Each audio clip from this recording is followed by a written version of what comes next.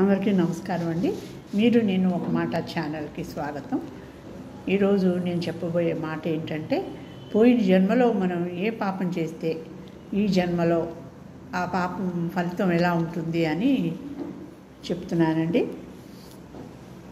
Number 1, బ్రహ్మహత్య చేస్తే క్షయరోగం వస్తుందటండి.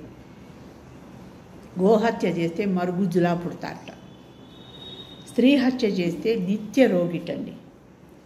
మాంసాన్ని తిన్న బ్రాహ్మడికి కుష్ఠవ్యాధి వస్తుందటండి. శాస్త్రాన్ని అవమానిస్తే పాండు రోగం వస్తుందటండి. అబద్ధం సాక్ష్యం చెప్తే మూగవాడుగా పుడతారటండి. పుస్తకం దొంగిలిస్తే గుడ్డివాడుగా పుడతారటండి. అబద్ధాలు వినేవాళ్ళు చెవిటివాళ్ళుగా పుడతారటండి. ఉప్పు దొంగిలిస్తే చీమలాగా పుడతారటండి. వ్యభిచారం చేస్తే అడవిలో ఏనుగులాగా పుడతారటండి.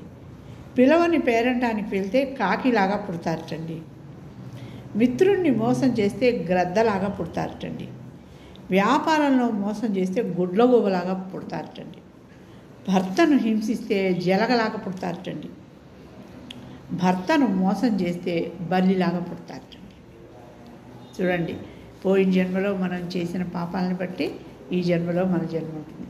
ఇప్పుడు నేను ఇవన్నీ ఎందుకు చెప్పానంటే, ఈ పాపాలు మనం ఈ జన్మలో చేయకుండా ఉంటే నెక్స్ట్ జన్మలో మనకి ఈ ఎఫెక్టు ఉండకుండా ఉంటుందండి. అందుకని చెప్తున్నాను. ఈ పాపాలు చేయకుండా ఉందామండి. మనమంతా చేయకుండా ఉంటే మనకి ఇలాంటి జన్మ రాకుండా మంచి జన్మ వస్తుందండి. అదే నేను ఇవాళ చెప్పదలుచుకున్న మాట అండి.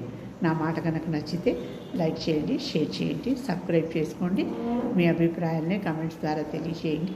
మళ్ళీ రేపు మరి ఒక మంచి మాటతో మీ ముందు ఉంటానండి. అంతవరకు సెలవు.